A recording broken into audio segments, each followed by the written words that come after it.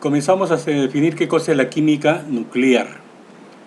El concepto es lo siguiente, dice que es la parte de la química que se encarga del estudio de las transformaciones que experimentan los núcleos atómicos asociados con la energía. Su principal fenómeno es el fenómeno de la radioactividad. Esta radioactividad fue descubierta por Henry Becquerel en el año 1869 al examinar las propiedades de fluorescencia y fosforescencia de un material denominado plasblenda. Observó que al estar en contacto con una película fotográfica, esta película se velaba y esta solo podía producirse por algo que se estaba radiando. La radioactividad es un fenómeno que puede ser en forma natural o en forma artificial. ¿Qué cosa es la radioactividad? La radioactividad consiste en la desintegración de los núcleos atómicos inestables, emitiendo partículas y energía por la que se originan nuevos núcleos. Esto puede ser en forma espontánea o en forma natural, o puede ser en forma inducida, en este caso ya es una radioactividad artificial. Tenemos acá un croquis, un gráfico, que nos explica la naturaleza que poseen las radiaciones emitidas por el núcleo inestable. El que experimentó este trabajo de la radiactividad fue Rutherford en el año 1899 y dio cuenta de ciertas radiaciones misteriosas que producían en la naturaleza. Debido a la desviación que experimentan, quedó demostrado que poseen cargas eléctricas, las cuales llamaron partículas alfa, partículas beta, y también la radiación que no experimenta desviación se denomina los rayos gamma. Acá tenemos un cuadro que vamos a utilizar en el desarrollo de los ejercicios correspondientes a las ecuaciones nucleares.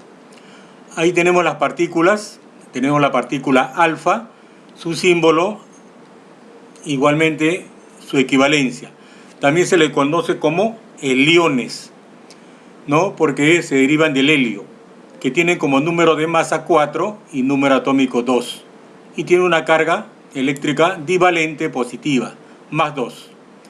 Después tenemos otra partícula que es los rayos beta, su símbolo, igualmente su notación, ¿no? Son los electrones que tienen número de masa 0 y tienen como número atómico menos 1.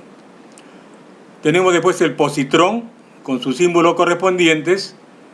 La diferencia entre el beta y el positrón es que acá el número atómico es más 1. El número de masa igualmente es 0. La diferencia es más 1, que es el número atómico. Después tenemos el protón, su símbolo. Ahí se deriva de un hidrógeno, un isótopo de un hidrógeno que tiene el número de masa 1 y también tiene un número atómico 1.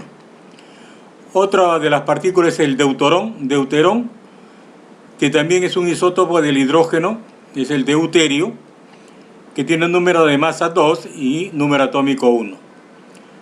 Después tenemos el neutrón, su símbolo neutrón sin cargas eléctricas, que tiene como número de masa 1 y número atómico 0.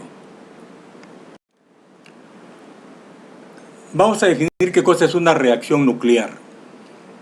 Cuando hablamos de reacción nuclear, dice que es el proceso donde el núcleo atómico cambia de identidad con la emisión de energía. Esto se representa como una reacción o una ecuación nuclear. Existen varios tipos de transformaciones nucleares que lo podemos enumerar con las siguientes. Unas son emisiones alfa, las emisiones beta y emisiones gamma. Después tenemos la transmutación nuclear y finalmente lo último que tenemos, que es la fisión y la fusión nuclear. Si comenzamos a definir las emisiones alfa, las emisiones de partículas, tenemos en primer lugar las emisiones alfa. Son idénticos a los núcleos del helio, por los que también se le conoce con el nombre de heliones. Poseen bajo poder de penetración pero alto poder de ionización. Ya la fórmula, usted lo tiene en el cuadro, pero de todas maneras le estamos considerando también al costado de cada uno de ellos. Número 2, tenemos las emisiones beta. Son equivalentes a un flujo electrónico, son más penetrantes que los rayos alfa, pero su poder de ionización es menor. Después tenemos las emisiones gamma, es energía pura, son radiaciones electromagnéticas y su velocidad es igual al de la luz en el vacío. Es la radiación más penetrante que las anteriores. Para poder balancear una ecuación, se representa una reacción nuclear, se debe tener en cuenta dos reglas: la conservación de la masa y la conservación del número atómico. Si hablamos de la conservación de la masa, para poder conservar la masa, la suma de las masas iniciales debe ser igual a la suma de las masas finales. Igualmente, en la conservación del número atómico, la suma de los números atómicos iniciales debe ser igual a la suma de los números atómicos finales. Acá le coloco un ejemplo donde hago reaccionar el aluminio, que tiene un número de masa 27 y número atómico 13, más la combinación de un fenómeno alfa, que es un helión, que tiene un número de masa 4, número atómico 2 y una carga más 2. Eso se va a transformar en un silicio, que tiene un número de masa 30 y número atómico 14, más un protón, que tiene número de masa 1 y número atómico 1. En la parte de abajo estoy desarrollando la conservación de ambos. Si hablamos del número de masa, o sea, A, sería la suma de 27 más 4 es igual a 30 más 1. 27 más 4 da 31. 30 más 1 igual a 31. Quiere decir que la conservación de la masa se conserva. Igualmente voy a hacer con el número atómico. El número atómico tiene 13 el aluminio más 2 el helio, es igual al 14 del silicio más 1 del protón, 15 el del aluminio con el helio, y tenemos 15 también entre el silicio y el protón. Quiere decir que ya en ambas se va a cumplir la conservación de la masa y la conservación del número atómico.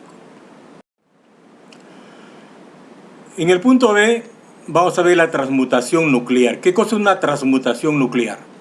Consiste en la transformación del núcleo atómico en forma artificial.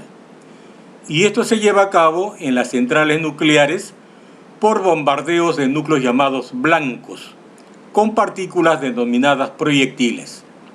La primera transmutación nuclear la realizó Rutherford en el año 1919, en la cual se bombardeó núcleos de nitrógeno con partículas alfa y condujo al descubrimiento del protón.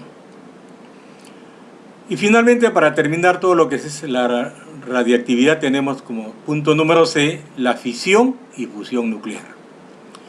La fisión nuclear consiste en la ruptura o escisión de núcleos pesados por bombardeo con nitrógenos lentos para dar origen a núcleos de menor masa y un desprendimiento de gran cantidad de energía.